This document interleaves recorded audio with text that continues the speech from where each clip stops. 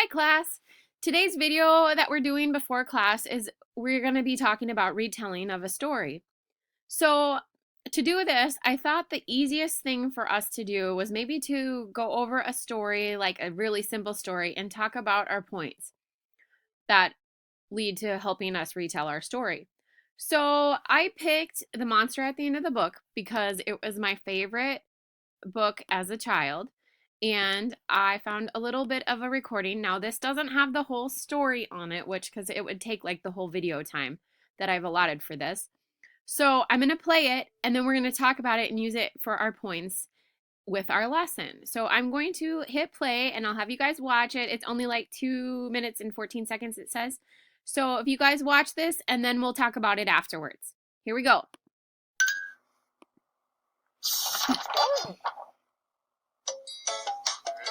Monster at the End of This Book by John Stone.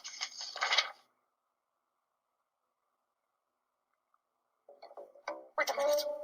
What did that say? On the first page. What did that say? Did that say there will be a monster at the end of this book? It did? Oh, I am so scared of monsters.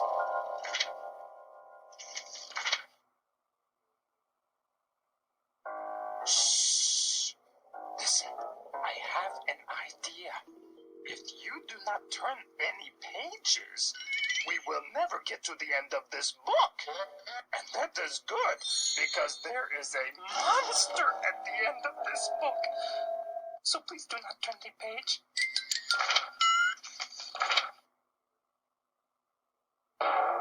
You turned the page! Oh!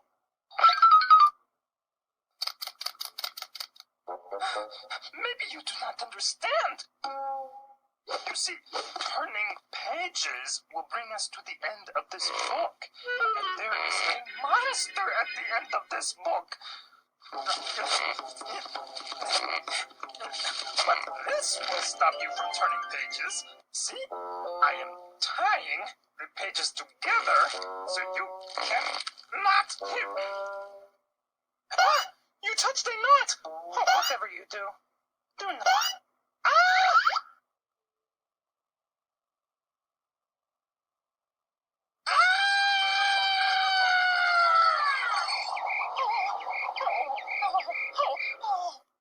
You turned another page!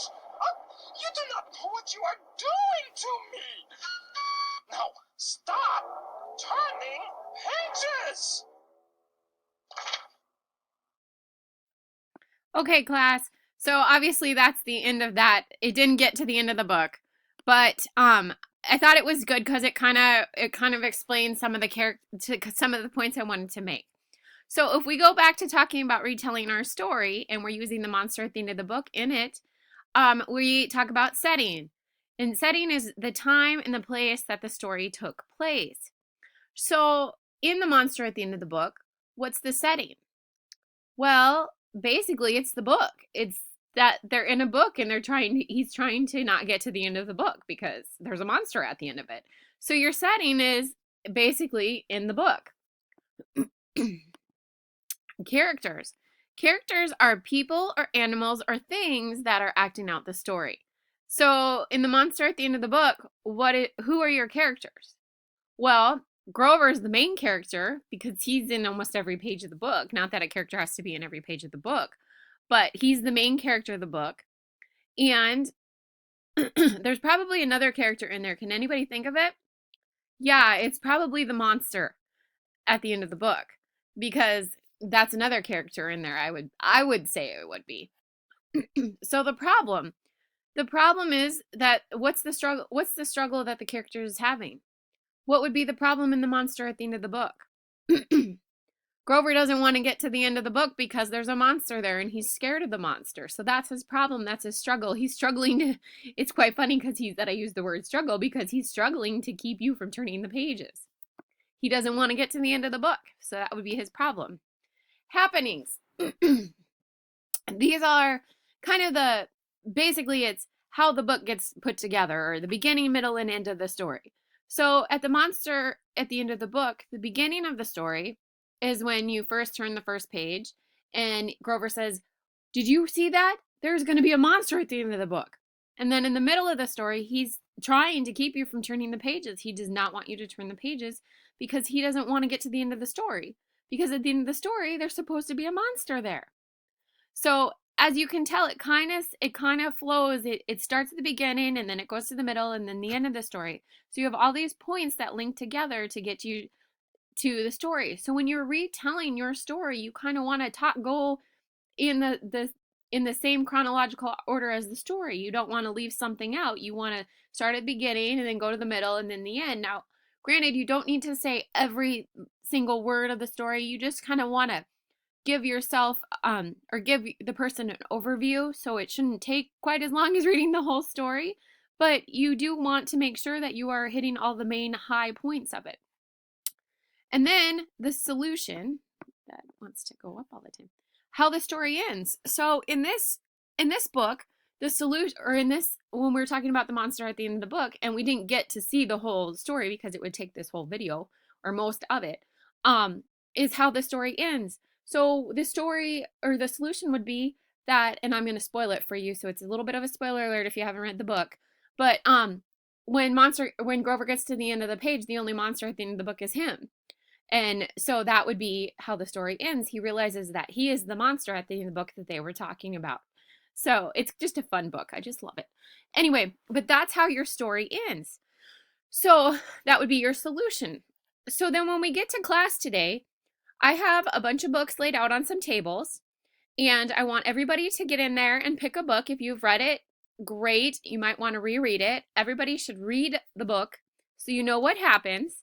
And then we are going to start working on retelling the story. So a good way to do this is using EduCreations, which my EduCreations is not pulling up for some reason. Actually, it says my Flash player is out of date, but I don't believe it is because I just uploaded a new one. But anyway, I wanted to show you guys how to use it, and I have an example from another story that we read. It was called Red, White, and Blue, which is this one right here. But so I want you to put what we'll do, and you can do this on a sheet of paper. I know we might not all have our iPads or anything, but we can do it on a sheet of paper. And I just want you to put the name of the book in there, and then I want you to go around, and on this one we're going to do the characters. Actually, we'll do setting first, and then from this setting, we're going to go and do like characters. So, and it doesn't have to look like this, you guys. I don't want you to look exactly like this. I want you to kind of do your own thing. So, actually, I think I'll just change my mind right now. I think we're going to do the name of the book and then maybe the setting. And then I think we'll do the characters. And then we're going to talk about the conflict, which conflict we have. And I will have this all written on the board when you get into class, but I want it to kind of look like this. And obviously it doesn't have to look like EduCreations, as I've said.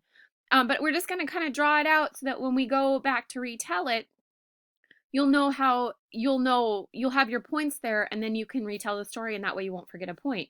And then you'll have your characters, and then you're going to have your conflict, or what's the problem. And then we're going to have our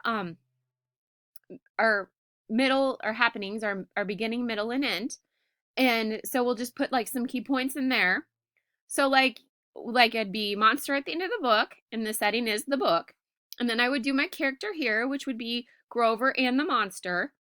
And like I said, it might be a whole lot different than this one looks, just because it's not working for me today. But then the middle of the book, or the beginning of the book, would be the start of the book. And it says Grover doesn't want to turn the pages. And then like the middle of the book, we can say he ties the pages together. There's a part in the book where he tries to brick the pages down so you can't turn the pages. And you wouldn't have to have all those points, just some of them.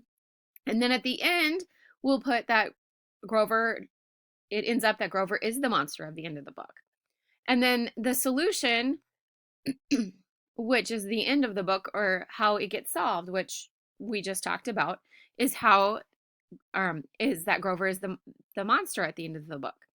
So what I want you to do, and I know this might be a little confusing, but we will get it hammered out in class, but I do want you to start just, first of all, when you get into class, we'll have books laying out and everybody pick up a book and read it. They're not too long, but we're just trying to get how to retell a story.